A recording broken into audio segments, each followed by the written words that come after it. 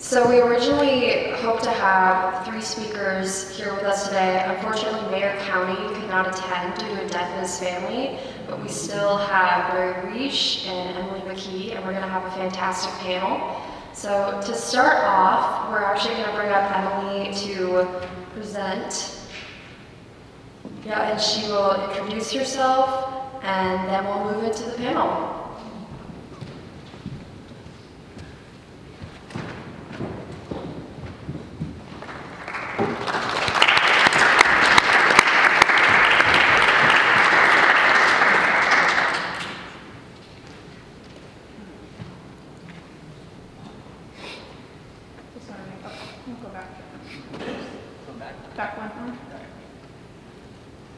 Hello everybody, it's really good to see you all here, and I appreciate the invitation to drive on over from Illinois to be with you.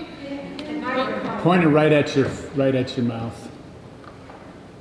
There you go. I'm too tall for this thing. Can you hear me now? You better. Okay. Well, it's good to be with all of you and to have made the trip over from Illinois to be able to share some time with you and to really be inspired by the work you're doing. My name is Emily McKee. I'm an associate professor of anthropology and environmental studies over at Northern Illinois University. And my work has been in environmental anthropology, environmental politics, but primarily political ecology. It's a focus on how power and power imbalances really matter for shaping who gets access to goods in the environment, who gets exposed to environmental problems. And so I've conducted research on issues, some in the Midwest, but most of my research has been in Israel and Palestine over the years. So I've been working there for about 20 years. And my research has been on a number of environmental aspects, most recently on water. And so for the research that I've done on water, I've lived with communities in Israel and in the West Bank, the occupied West Bank.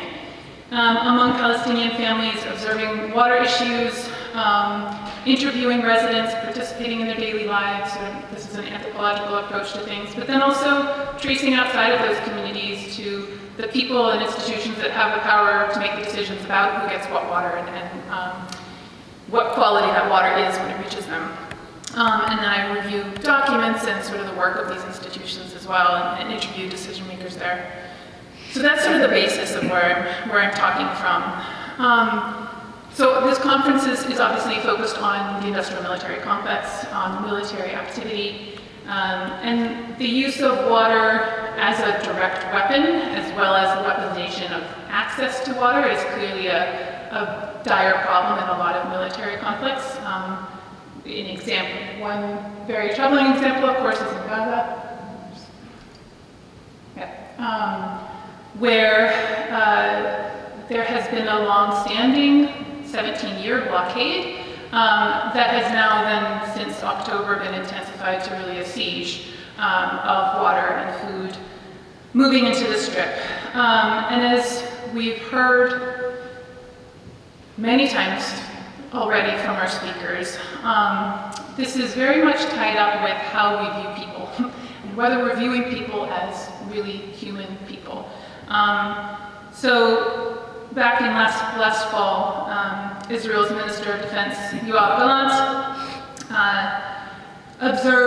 made an announcement about their plans in Gaza, and he said, quote, "We are imposing a complete siege on Gaza. No electricity, no food, no water, no fuel. Everything is closed. We are fighting human animals, and we are acting accordingly." End quote. So yet again, we see this problem really at the heart of things. We can talk about money and power and politics, but at the heart of things is really just whether we're viewing humanity in the places where we're acting or not. So the bombing of water and sanitation facilities has been a huge problem in Gaza. The crippling of purification plants, which are really necessary for people to drink. The aquifer on which Gaza residents depend is 96% of it has been declared unfit for human consumption by the World Health Organization, so it's very polluted. And purification plants have been destroyed, electricity plants have been destroyed that run those purification plants and that power sewage treatment facilities. So really a crippling of the water and sanitation facilities has been a huge problem.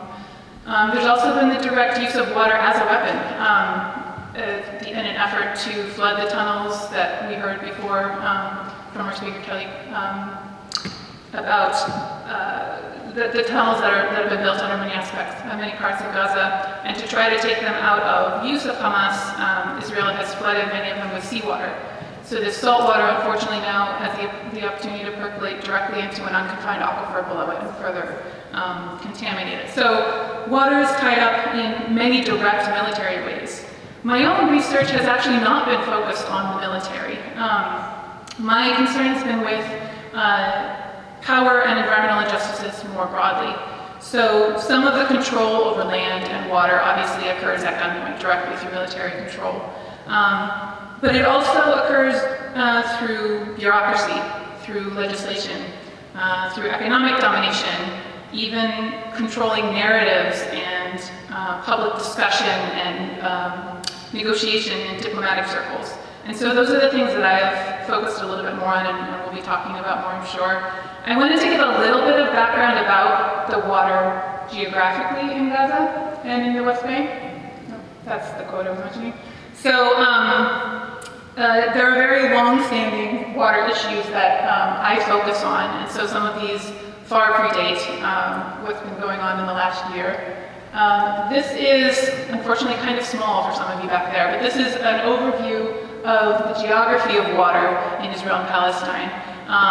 And a few things I think are really notable that I want to pull out. So one is that all of the aquifers and the Jordan River system, which is the one main surface water system, are all cross-boundary. So they all cross very contested borders between the aquifers. The coastal aquifer runs along the west coast there, along the Mediterranean Sea, and goes underneath Israel and Gaza. The mountain aquifer is what you see over to the west, underneath the West Bank, and runs underneath Israel as well as the West Bank.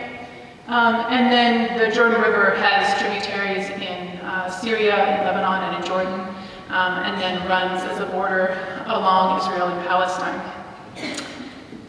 So anytime we're talking about water access, we're also talking about territorial concerns and political contestation.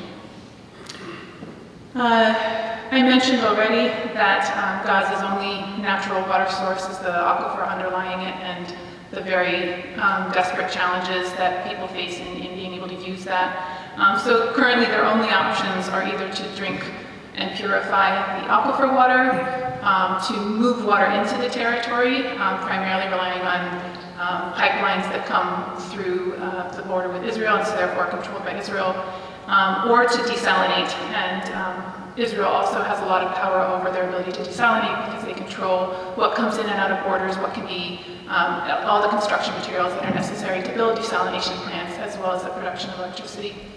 So the issue of control is very central to water access.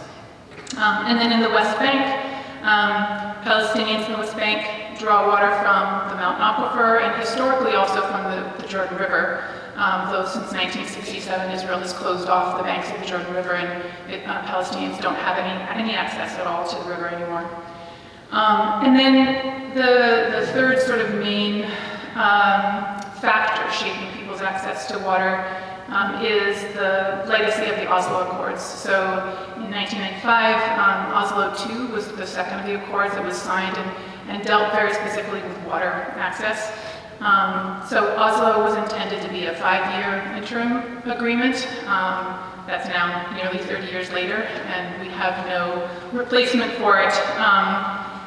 So the Oslo Accords recognized and were significant and seen by many Palestinians as a step forward to some extent because they recognized in text a Palestinian right to water.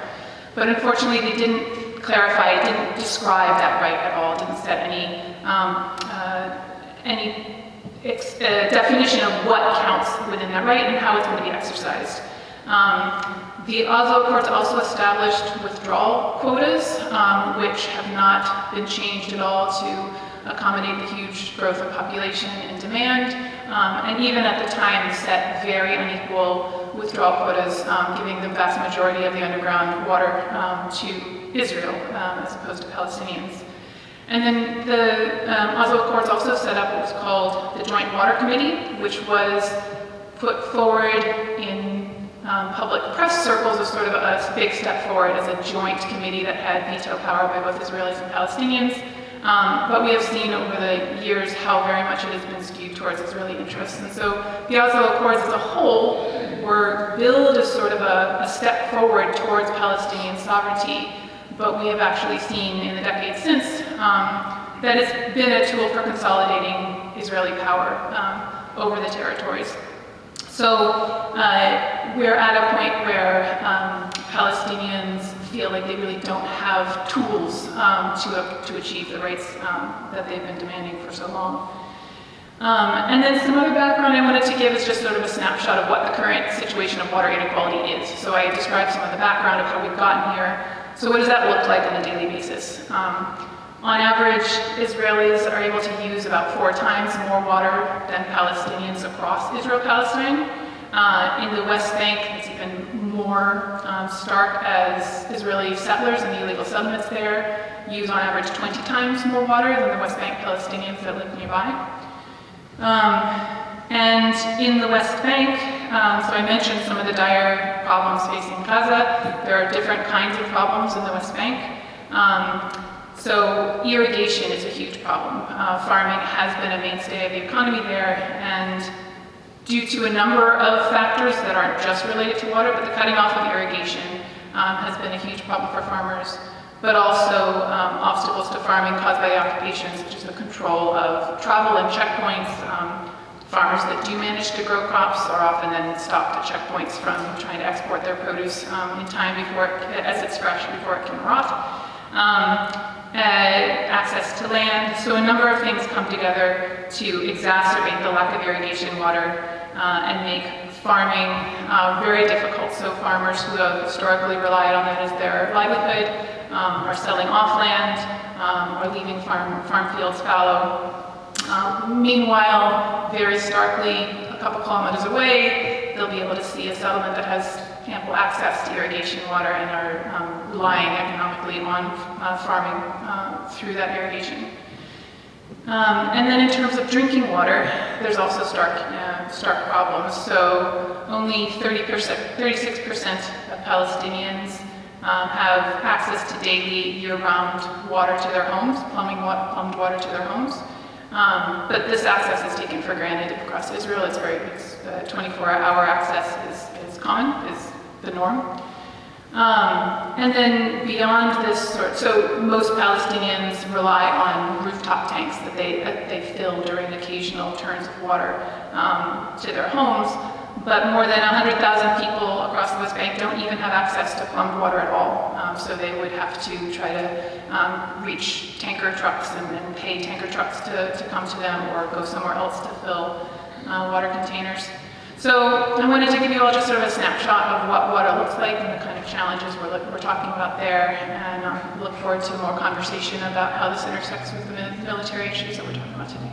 Thank you.